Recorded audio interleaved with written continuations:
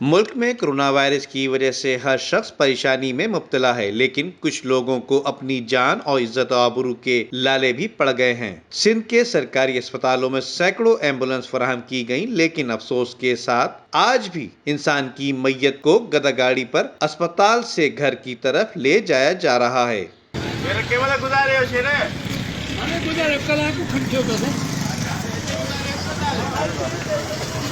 जबकि लियाकताबाद में इंसाफ ना मिलने वाली 4 बहनों ने आला हुक्काम से फरियाद कर दी।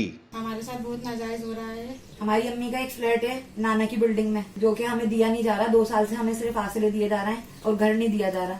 इसी टाइम में 24वें रोजे को हमारी अम्मी का भी इंतकाल हो गया इसी सदमे, क्योंकि अम्मी को सिर्फ आसरा दे रहे थे बिल्डर का नाम है आमिर कुरैशी और उसका पार्टनर है अरसलान लियाकताबाद के।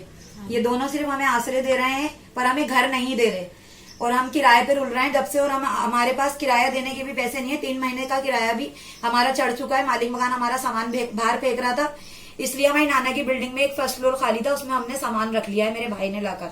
हम बहुत ज्यादा परेशान है, हमें कहीं से इंसाफ नहीं मिल रहा। लियाकताबाद थाने में भी हमने दरखास्त लगाई, उस पर भी कुछ नहीं हुआ। अब हम आपसे ही कह रहे हैं, IG, DIG, मेजर कर्नल जो भी हैं, आप सब हमारी मदद करें, हमें हमारा हक दिलवाया जाए। नजमा हम हाथ तस्लीम जोड़ के आपसे गुजारिश करते हैं कि हमारी सुनी जाए। इमरान खान, आप हमारी बात सुने, हमारे लिए कुछ करें।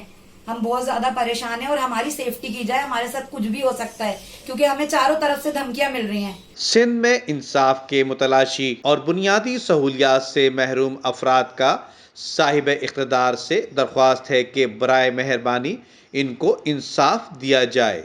Nadeem Siddiqui, M7 news, Karachi.